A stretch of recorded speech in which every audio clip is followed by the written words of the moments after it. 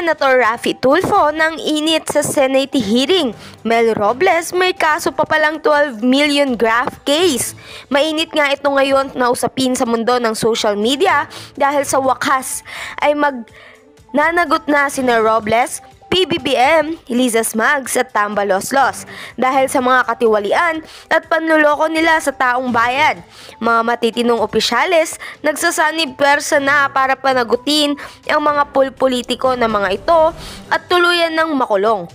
Ayon pa sa mga netizens ay pinagluloko na ang taong bayan sa mga gawain ng politiko ng mga ito, kaya naman hanggat hindi tumitino si PBBM ay wala talagang mangyayari sa administrasyon na ito.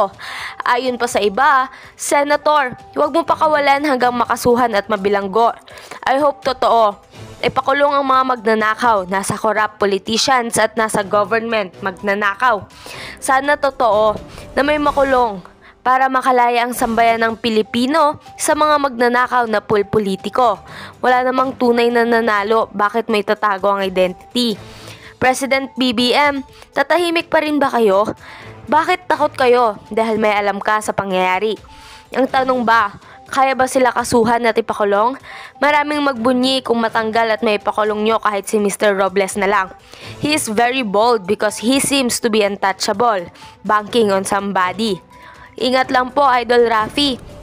Nakakatakot yung mga taong yan at handa sila na gumawa ng anumang akin yon, maitago lang ng kanilang masamang gawain. At hindi natin alam kung sino-sinong matataas na opisyales ang mga involved. At heto naman ang buong detalye. By the way, this is Boses ng Masa at kung bago ka pa lamang sa aking channel, ay mag-subscribe ka na!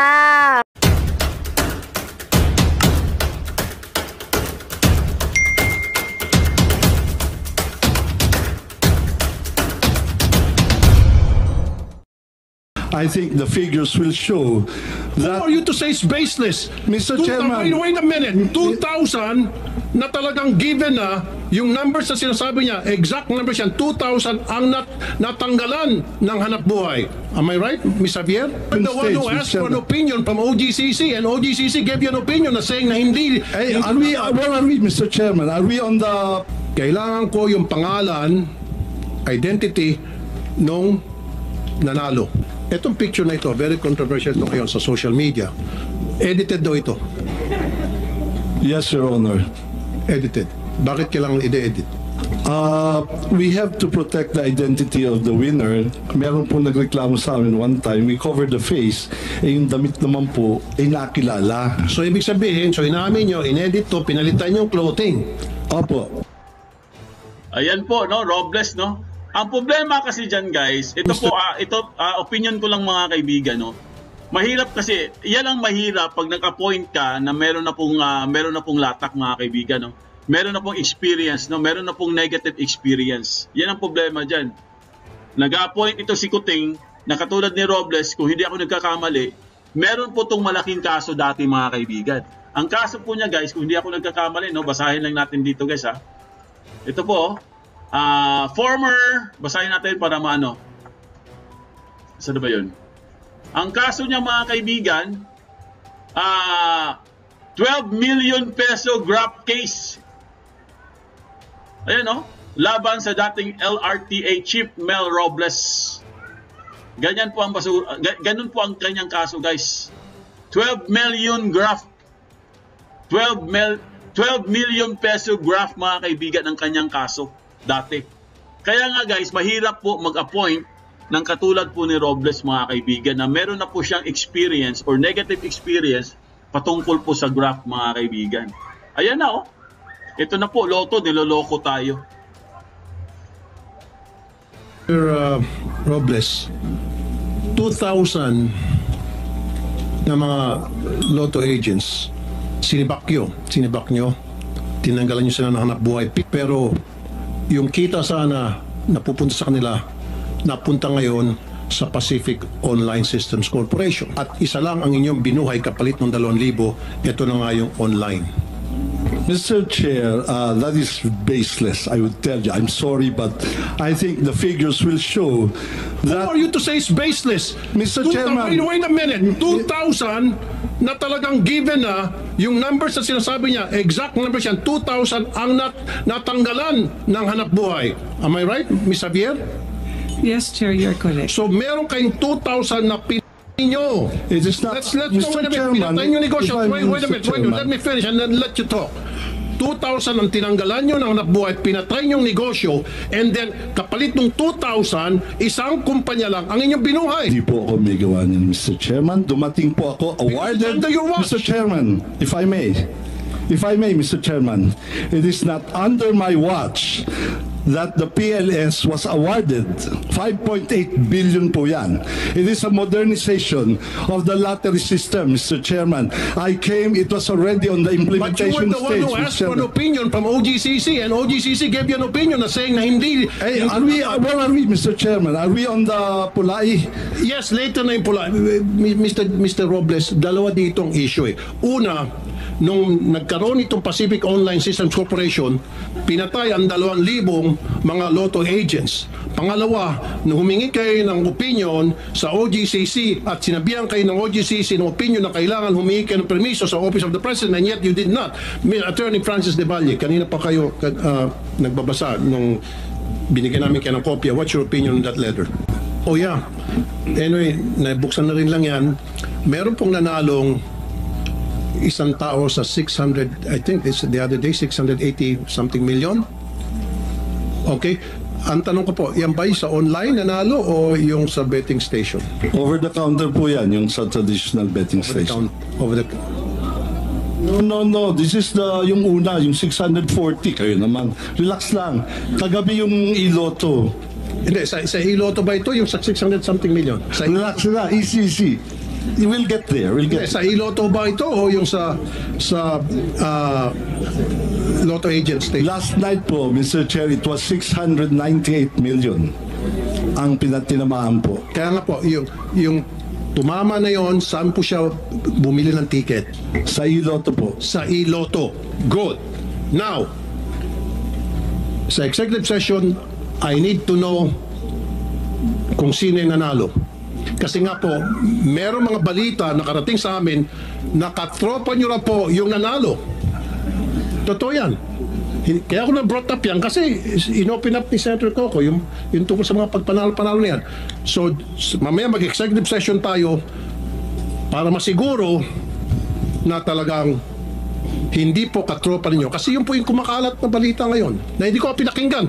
Remember, hindi ko tinalakay yan until sa dumating si Senator Coco. So, kailangan ko yung pangalan, identity nung nanalo. Especially sa Iloto pala siya nanalo.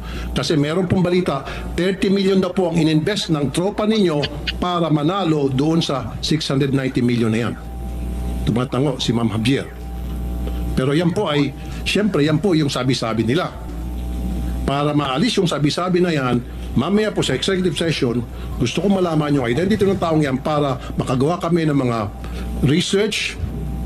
Kung kinakailan mag-hire ako ng private detective para masiguro na hindi connected sa tropa ninyo itong nanalo.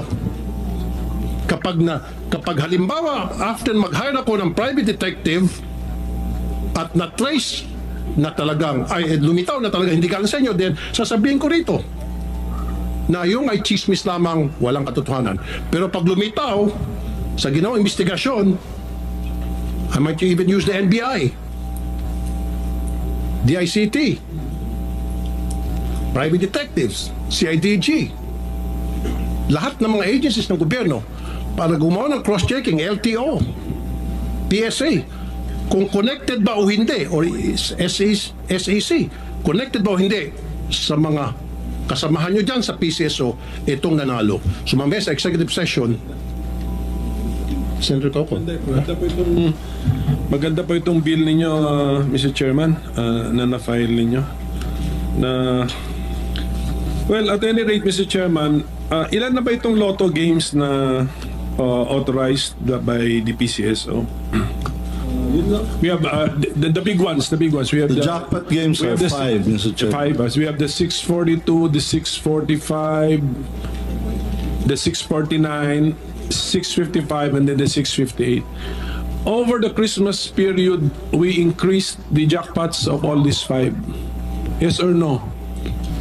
Yes, Mr. Okay. Chairman. For the 642 and the 645, 100 million. For the 649, 655, and 658, 500 million. One time. The plan was to do it one time.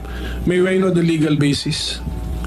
We are allowed to, we have a prize fund, Your Honor, prize fund reserve, and we are allowed to use this to spur the sales para magawin natin exciting and inviting yung game. For each game, fix na yung kanyang minimum jackpot eh. For every new draw, kung tinamaan yung jackpot, a new draw, balik siya sa minimum jackpot. So, that must have been fixed by mathematics. The probability of hitting 642 is 1 in 9 million. Basta, okay, and then that's why it deserves a certain jackpot. So when you made the jackpot all of a sudden 100 million, but the odds did not change, are you allowed by law to do that? The board is allowed, Your Chair, Mr. Chairman. That's why we have the prize fund reserve. It's precisely for this purpose. How is it stated in the law? We have a prize fund reserve for the purpose of It's just the discretion of the board to add to the jackpot. add into the jackpot, yeah. And then the decision was it was one time, just to do it one time over that Christmas period of 2023. Actually, ideally, Mr. Chair, it should be over the whole period of the year. Kasi every time may mananalo ka, you give in prize fund reserve. Kasi minsan talaga, this is jackpot driven, Your Honor. People bet because of the jackpot. So kung mababa ho, medyo matamlay po, that is the time when you pump in the prize fund reserve. What is the tenor of the board resolution that you will enhance the jackpot one time or? One time po, yung ginawa namin for December so for one time. Because, Mr. Chair, at the end of the year, that will become dividend and will be reverted back anyway to the Bureau of the Treasury as dividend. So, might as well, we have decided to make the games more exciting. Yeah, if you want to repeat this, you need to pass another resolution. Yes, Your Honor. We have to go back to the board. Basta klaro yan. Okay. And then for the information of the public, yung mga increased jackpots po natin na 100, 100, 500, 500, 500, so a total of 1.7 billion pesos, tinamaan na po lahat. Yes, Your Honor. Okay. In less than a month. Within a month, Your Honor. Yes, within a month. Opo. Within a month lang, Okay, mga so kaibigan. Grabe, 1.7 billion guys. Tinamaan ka agad within a month. Isipin nyo, ganun kalaking pera mga kaibigan. So, sino niloloko nila? So, kung para pa lang namimili sila guys kung sinong pinapanalo nila, parang ganun yung nangyari. So, alam na natin guys na talagang kanukuhan talaga mga kaibigan. Hindi po ito yung parang may chance ka talagang manalo or may pag-asa po tayo manalo. 'Di ba? Kasi biro mo, sa isang buwan lang mga kaibigan, ang daming nanalo, 1.7 billion. Ibang klase, 'di ba? Stating facts, Mr. Chairman. Facts lang ito. Yun nga, Senator Coco, nakakapagtaka nga. Marami nagtataka, siyempre, especially yung mga mananaya na ang bilis na manalo ngayon sa PCSO, especially na the fact na hindi naman pwedeng sabihin kung sino yung mga nanalo, pwede naman nila itago. Plus, pagdating po dun sa online, sila naman may control ng computer system na yan. So, madali na nilang i-hocus-pocus. Yun po yung sinasabing hinaing ng marami mga mananaya. Okay, so I think the PCSO is at liberty to reveal to us na yung in-increase na po yung mga jackpots, in all those games, available na yung online betting. Yes, Your Honor. Kaya, meaning to say, when si 642, ang minimum niyan, and what's the usual minimum ni 642? Or maximum jackpot pala? 5.9. Minimum ba? 5.9. Mr. Chair. Bakit talanganin? Hindi, yung published. Senator Coco, makasingit lang. Yes. Okay. Yung sabi niyo this December, tinamaan yung 642, 649, 645, 655. Are these all from Iloto? Hindi po, last night lang po yung iloto.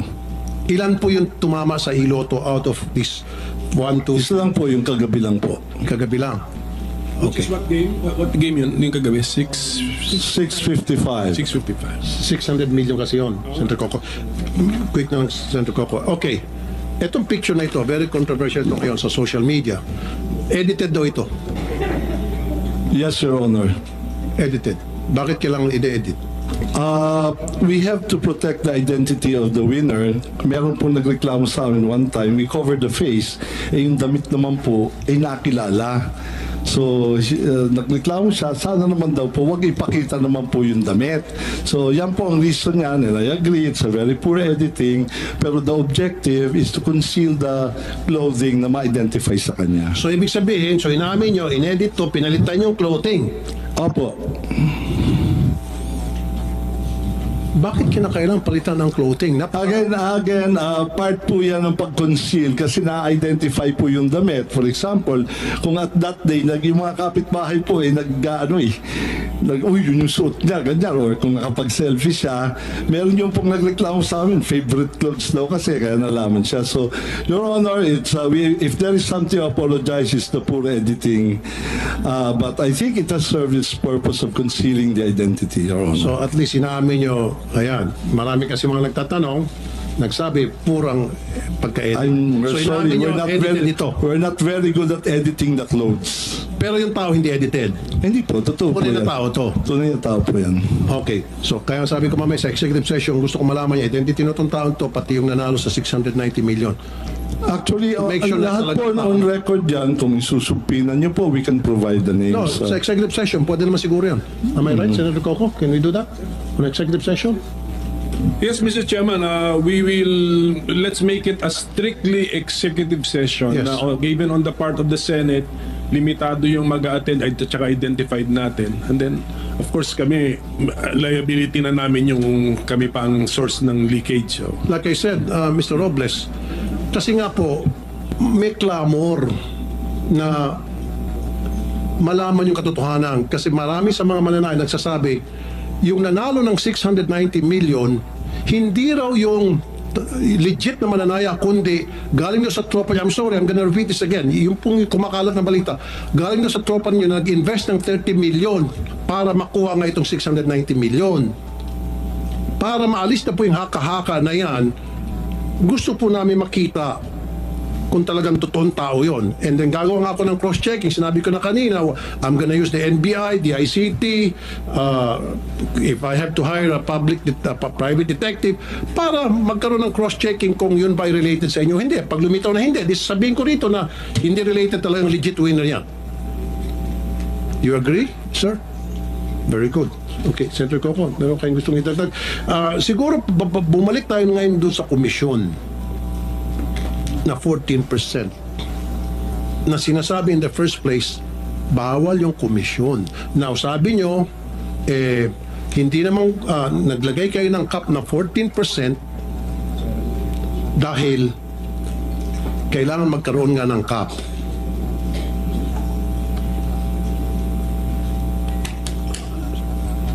Dapat, hindi nyo kinonsider that as commission.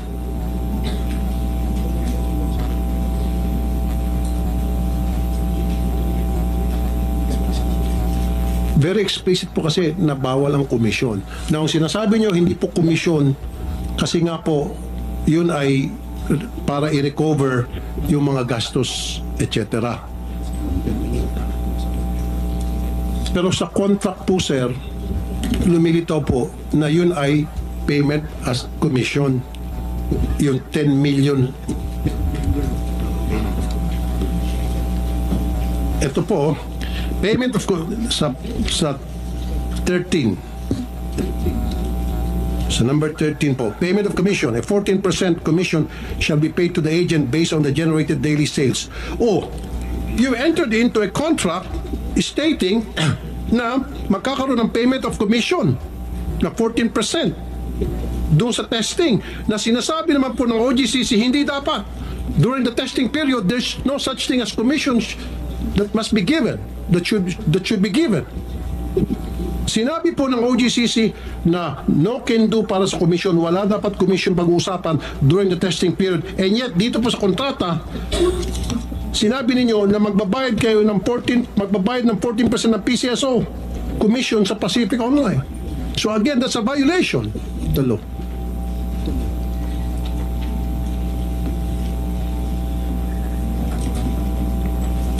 And this is tantamount to graft and corruption, sir. I don't know, maaaring hindi po kayo makakasuhan dito. Maaaring mga kasamahan po ninyo pwede makasuhan dito ng graft and corruption. Kung sino man po pumirma dito, sino man pong nag-instigate nitong kontratang ito. Graft and corruption po, maliwanag pa sikat ng araw. Ito po kontratang to. Dami pong butas.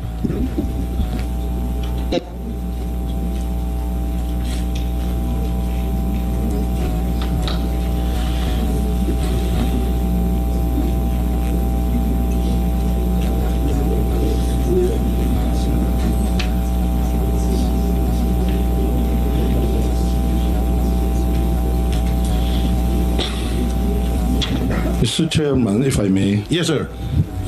I think the guidance is for us to have a reasonable cost. So we will have to determine din talaga yung reasonableness ng cost nila. But as I've said, we're putting a cap on that. I understand, sir. I understand. Sana po, hindi nyo po sinabi dito sa contract, payment of commission. Sana nilagay nyo, payment of recovery. There's a big difference between payment of recovery and payment of commission. Yung payment of recovery, hindi po bawal yun. Trust me, hindi po bawal. Pero yung payment of commission, bawal po yun. That's tantamount to graft and corruption. Ito po sa very clear, oh. Number 13, payment of commission. Na bawal dapat. During test run, there's no such thing as commission being paid. Naku, may makakasuhan na naman mga kaibigan ng graft and corruption. May madadagdag na naman. Nako. Ayan po mga kaibigan, si Senator Tulfo. Nag-iinit na po ang ulo mga kaibigan. Na-high blood na po. Ayan na. At least guys, at least ngayon, nalaman na natin na kung ano ba talagang nangyayari dyan sa loto, sa PCSO na yan. So, kayo nang bahala guys kung tataya pa kayo o hindi. Kasi ito, klarong-klaro na po guys. Talagang lokohan na. Dito mo 30 million ang 30 million po investment para manalo ka ng jackpot. So, ang nananalo ng loto guys, kung sino lang yung may makakapag-invest ng 30 million o sino ba yung makakapag-invest ng 30 million, di ba sila lang din? O ngayon, kumpirmado po natin guys, kumpirmado pong peke, yung lotto winner. Kumpirmado po, peke yun. At tropa po iyon guys, tropa ha. Tropa po ni Mel Robles. Tropa. Katropa pips. Siyempre guys, sino ba mananalo dyan? Kundi sila lang, umiikot-ikot lang po yung pera dyan. Kasi hindi naman pwedeng meron talagang nananalo dyan eh. Kasi kung meron talagang totoong nanalo dyan, bakit kailangan mo pang i-edit? Dapat hindi mo na lang i-edit. Ang gagawin mo na lang, kung talagang iiwas ka po sa mga sa fiasco, wag na lang maglagay ng tao o kaya wag na lang, ilagay mo na lang may nanalo na, ganun na lang. Kasi kung mag-edit ka pa dyan, ibig sabihin gusto mong ipakita sa mga tao na meron talagang nanalo na wala naman. 'Di ba? Kasi madali lang naman gawin yan eh. Kunwari, mag-aabot ka ng cheque, tapos sa kabila may tatanggap o gano'n. O di Photoshop, Adobe, o yan. Buo ka di ba? In-explain na natin kahapon yan. Ibig sabihin, meron talaga silang intensyon na lokohin ang mga tao. Kasi nga guys, kalahating billion, billion na nga 1.7 billion po. Nilustay nila nilustay nila. Within a month only mga kaibigan. Di ba grabe? Ang sobra na po talaga ang korupsyon dito mga kaibigan sa PCSO na yan. Kaya talagang kahit ako guys, pwede kong sabihin ngayon, no? Kasi aminado naman siya eh. Di ba? Hindi naman tayo fake news kasi aminado naman siya. Nung kahapon guys, nung tinapik natin to, sabi ko sa inyo, yung na ano natin, pag-analyze natin, no? At pinakita ko naman sa inyo yung mga picture, di ba? Pinaliwanag ko naman sa inyo. Sabi ko, medyo nag-aalanganin pa ako guys eh. Pero ngayon talaga inamin na niya. Inamin na po ni Robles mga kaibigan na edited po lahat yun. Ibig sabihin, sabi ko nga sa inyo, meron pong pagtatakip dito. Wala talagang nanalo. So kung sino man yan, kung sino man nakatanggap yung kalating bilyon na yan, or 1 billion na yan, sila lang po. Kaya wag na kayong tumaya. Wala eh, niloloko na lang tayo mga kaibigan eh.